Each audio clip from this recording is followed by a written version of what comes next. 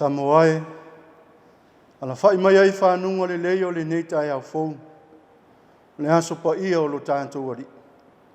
O mai a se tu whaatasi o tātou loto mangang, tātou tāpua i atu i le atua. I outou vivi i atu i le alii, a wā ele leo na whai pe senga i lo tātou atua. O le tatalo mo le anganga pa ia, se o tātou wifo ma tatalo i le atua. Ni ta malo whae, leo lo sa ili mai pea ia te i mātou. A mātou o ese pea mai lau o fio. O leo lo lata mai pea ia te i mātou. E ui ina mātou lei loa. O mātou wala a watu. Ni lingi mai alo nganga pa ia ina ia mātou ala ngona lo whaatasi mai. A toa ma lo alofa. Ma ia foa i mai a te i mātou le file mui o mātou loto. Mo mātou mawhau a toa mo mātou nganga. Na ia mātou whai aile nei tāpua inga i le nganga ma le whamaun. E uai mea umai lo lava vi inga e whaavavau. Ono Yesu ke riso o mātou te talo atu ai nei. Amen. O le whaitawino le tusi pa ia. Le tusi whilwhilia mo i tātou le nei Taeao. Ma ua mai lea i le whenginga tuai. Tusi a le profeta o Isaia lo na mata upo e ono sifuru ma le ono.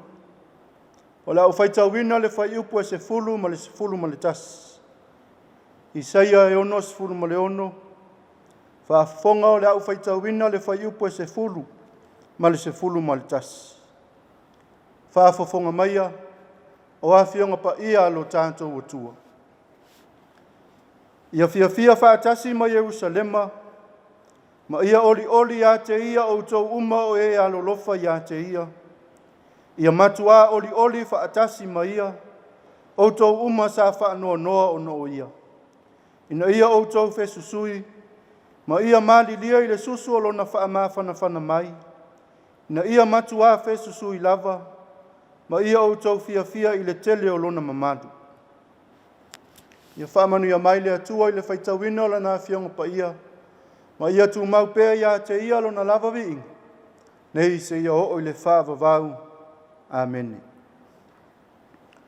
Le launga i le swafa mamalu o le atua le tamaa. Le alo ma le anganga pa ia. Amen. Ma o le matua o le launga ma le tusi sa whaitawina. I se ia lo na mata upo e ono sifuru ma le ono. A lona whai upo e se fulu. Whaafafonga o te toe whaitawina. Ia fia whaatasi ma Jerusalema, ma ia oli a te ia o tau uma o e anolofa ia te ia.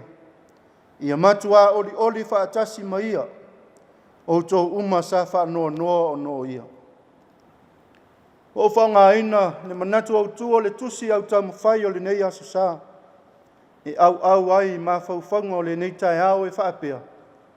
Ia loto nu. Be patriotic. O le loto nu o se upu e mawhai o na whamatala ai se tangata e nau wai mana naulo na loto i lona nu. Tusa lava pela i titi ma whaatau waa le nuu. E le aini mea mana neia ma fofongia o iai. Ai fia lava e tau ma whai loa atu i tangata. Ale tasi lea winga wha le tangata ua i longa ai Samoa le lalolangi a toa. O le loto nu. A wā po whea lava le itua le lalolangi e nofo ai le Samoa. E mo o manau lava. Ina ia iai se aso. Toi fo iai lona nu. E le mawhai o na ngalo i le mawhau. E tō natu ma moi miti ai i aso uma. O le pine o lautala le ipo le lalolangi. A le laka piliki e le imawai atu nei. E le imamao atu nei. O se vainga mawa e ina ualonga uma tulimano le lalolangi. Le tāpua inga so se Samoa. Le ngata o Samoa nei. Ai whaapea fo i Samoa i atunu mamau. E ui ina no nofo i atunu esi. Ai sa tātou au wai whaatasi. Le anganga tāpua i ma le loto fia. Ono tau mawhainga a tama whanau o lo tātou atunu. E whaapena le anganga le olo au mai le whai upu a whai matātou matua. O le wala au alofa le profeta o Isaia. Ia siona le nuo le atua ina ia lātou fia fia. Ma ia lātou oli oli whaatasi ma Yerusalema. Ia matua oli oli tangata sa whaanonoa. Yerusalema o le nuu pole a ai e nau nau ma wha me melo i ai so se Israelu. A wā le nuu sa tū mā tila ai le urua i malu malu tā pua i o le atua. Na whausia e le tupu o Solomona. Le malu malu sa mita mita ai so se Israelu. A wā le malu malu o le whailonga o le au wai whaatasi o le atua mo na tangata. Ai ina ua osa osa le angasala o le nuu o le atua. Na tō pule ai le atua ina ia whaonga Bapelonia e whai masasa e o ai lona nuu. Lea na i uai ina whaatafuna ina Yerusalema ma susunu ina ai le ulua i manu manu. Nea fuanga leo le whaanoa no tangata Israelu peo na tā ua le whai upu o whai mamatua. A wā le susunu ina o le manu manu o le whailonga o le fio ese o le atua mo lona nuu. O le atawa aia o le mau atu o le mamalu o le atua. Sa lātou tiu ma lātou mamalu ai. Pei tai o le moni o le alofa whaatina o le atua. Na ia tuli tuli loa ai lava lona nuu sa lātou osi whengainga. E ui na anga sala maami o le anga le tangata. Ai na asi mai lava le atua i ona tangata. Le asi mai leo le atua le iai le profetanga a le profeta o Isaia. O le wala awina o Isaia. O le wala awina se i wha i loa i tangata o le tāwhianga. E iai le taimi o le atua mo i lātou. E ui na iai le nuu o le tāwhianga. Ai sau lava maalama ma lau wha le atua. Nā te toi fo isia i lātou i lo lātou nuu moni. Ala leo le whapea atu o Isaia. Whai upu sa tātou whaitau wina. Ia o tau matua fia ma oli whaatasi ma ia. O ai ia lea. O lea tua. O ia lea na toi au maia le fia ma le oli le loto wa whaanoa noa. O lona winga awa le toi whaanoa noa. A ia fia ma oli. O le fia ma le oli. O le isi lea mea alofa lea tua. Mo lana tangata na whai. E le fina ngalo le atua ia whaanoa noa le tangata. Fina ngalo le atua ia ola fia le tangata. Ia oli ma ola sa o loto. Le lalo lanyi na ia whaia. E leo le sa o loto e so ona whai ai le fia. Ma le oli mea whaatau vao le ola. A le sa o loto ina ia iloa le atua. I to tonu o le ola o ola ai. A wā ai loa e le tangata le atua. O le ola lava ina manuia pe ona whai mai le whai upo e se fulu ma le tasi. Ina ia o tau whe susui ma ia maalilie. I le susu o lona wha mawhana mai. Ina ia o tau matua whe susui lava. Ma ia o tau fia. I le tele o lona mamalu. Whaangai Isaia. Le alofa whaatinae whaamatala ai le alofa o le atua i le tangata na ia whai. Le alofa e tūlanga ese. E ui e whaingatalo na whaatinonga. Ai whaatino pēa wai le aise mea e sili atu. Na ilo le mea alofa le atua ua fua ina. Hao le ata manino lava lea. E sili atu o na tāua i le atua le tangata.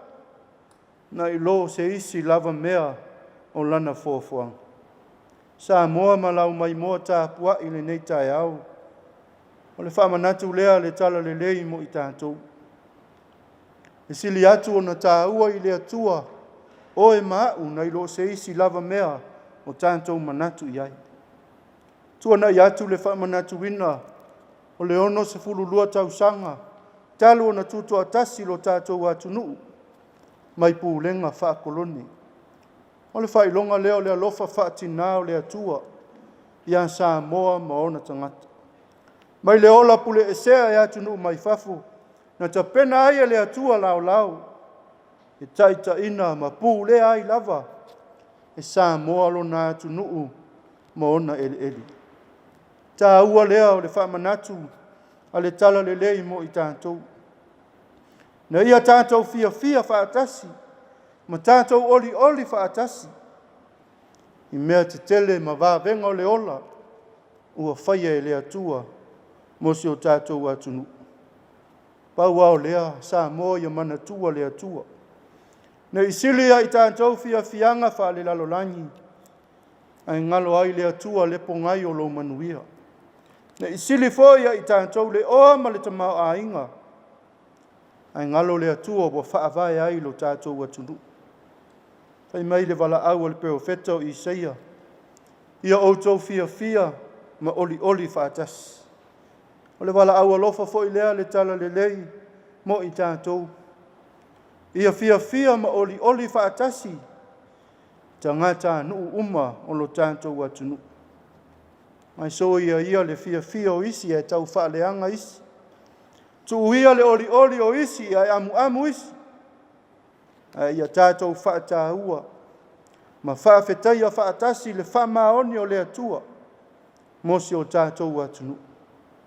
E ui lava ina whaatau waa, e ua ilonga lama Samoa le lalolangi, ona o le atua. Le atua na sa ili mai e ale lo na alo pelo Yesu Keriso, o lona maliu ma lona toe tu manu malo, mai le oti ma le tunga mau. Tātou mau ai le ola e whaavavau, pe a whai tātou te whātua tua, ma tali tonu pēa i lona alofa mai. Tu mau pēa i le tua potolo na lava viing, ne ise i o le whaavavau. Amen. Tātou pese whaatasi le atua i le pese lua se lau se fuluma le lua. Lua se lau se fuluma le lua le pese, tātou te pese whaatasi e.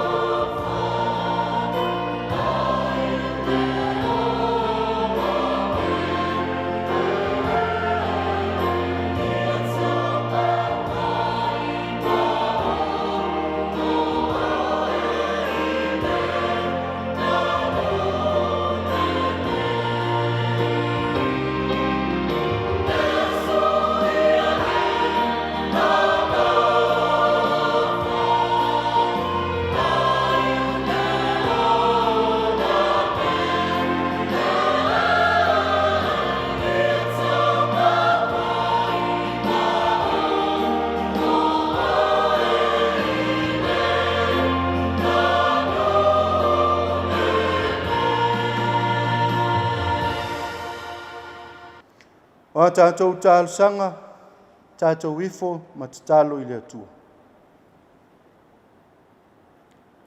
Lo mātou atua alo whae, o lau afio le atua le alofa fua, ma le alofa muti muti vale umalava. Lo lava alofa ua mātou toi ala whai mai ai le ola, ma le malosi whaafowina i le nei Taeao fou. Ao le Taeao lo aso Sapati, mātou te abatu ai a mātou taulanga whaafitai i lau afio. Ono lo wanga le lei ma lo alofa wha maoni mo i mātou lau whanau. Whaafitai tele le atua i lau poipuinga ma lau tausinga i lo mātou wola. Wa tuana i atu wha moe moenga tā ua sa whengai ma lo atunu. Tuana i atu le nawa i aso i wheau ma ngā ruenga. O nai mātou whanau i a o onga. O le tangata malana sa la vasi ai. O malo pule whaafitai alofa. A wasa e malutia Samoa ma i mātou uma i o a ao angalelei. Whaafitai a wafionga pa ia o le sulu i o mātou vai ma le mana malama i o mātou wala.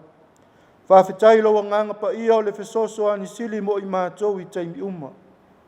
Ai sili sili la mātou whaafitai le taulanga tongi ola na e saunia. E ala ilo soifua ato o tolo walo pelo Yesu Keriso. Mātou toi mawai le ola ma le ola ata li i la uafio. Ia tu maupea i la uafio le atua le vi inga, o le wha manu ma le wha neetanga. Nei se ia o i le wha vavau. Panga lea le atu wai. I mātou lava se whaenau e anga sala pea i au ruma. Wa mātou wifo mapuno no watu i au ruma i le anganga ma le wha maulalo lava. Ia e alofa mai a te i mātou tangata anga sala. Mātou anga sala i la uafio ma whai a mio masisei. Wa nu mia whaatasi i mātou ma le lalolanyi. Wa fetina ina lo mātou whaatu o tua ma lo mātou o auna atu. Ia mātou lava mana o leanga. Wa tumu o mātou loto, mo mātou anganga i winga leanga. Wa mātou popole pea i mea o le nei lalolanyi.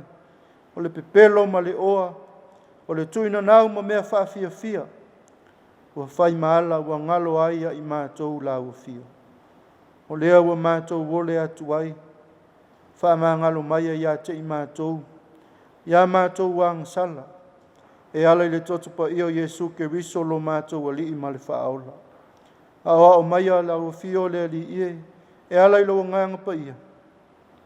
Na ia mātou i loa tonu o mātou sise. Ma wha mamai o mātou loto nei. Le atua alo whai. Sisila mai au fofonga alofa i lo mātou puluna una watu i la uafio. Whamanuia mai lo watu nuu ma la mātou tāpua inga le nei Taeao. Whamanuia ia Samoa, maona taitai. E ka le sia o le whainga mālo whapea nuu maafio anga. Na ia whaavai la uafio mea uma mātou te whaia. Whamanuia na i o mātou matua tausi to tonu maota malawa. Whapea no fuanga mo le au mātutua i le mapu i whangalele. Whamanuia ia la tau o loo whata o tolia i so se maota ngase. Whapea to tonu o a inga. Ina ia iai le mana wha malo lo la uafio lo mātou atua. Whamanuia ia i la tau o no fosala i le whale pui pui o no soli ngā tū la fono. Ia li ua i la uafio la tau loto. Ne ia loto atu i la uafio ma la uami o tonu. E atua mātou te talo. Whamanuia i alo ma whanau whaapea tupulanga o Samoa. Ia tausia i la tau i au ao angalelei. Whamanuia na i o mātou tangata anuu. Samoa lo nonofo i so se i tua le lalolanyi. Na ia tausia ma malutia i la tau uma i au ao alofa. Whamanuia i la tau sa ili ngā mālo. Awana i o mātou a inga. No umalau e ka le sia. Le nei aso Sapati, ma le whenga iai o lau whanau whātua tua ma tāpua inga. Mātou wala awantu le ali ia ia whamanuia mai la uafio. Ia awai mai lo wanganga ina ia mātou i loa tonu ai a wafionga fola mai. Ia whamana ina fo e la uafio, le wheau fola o le nei aso sai so se whata whai taulanga. Ina ia tupu maola lo maa lo e whaavavau. O le mātou te talo lea li ie. Whaatasi ma te talo lilo i o mātou loto. Mātou te ofo ina atu ina ia whaia pēa lo whina ngalo. Ai aua ono lo mātou whaatau anau.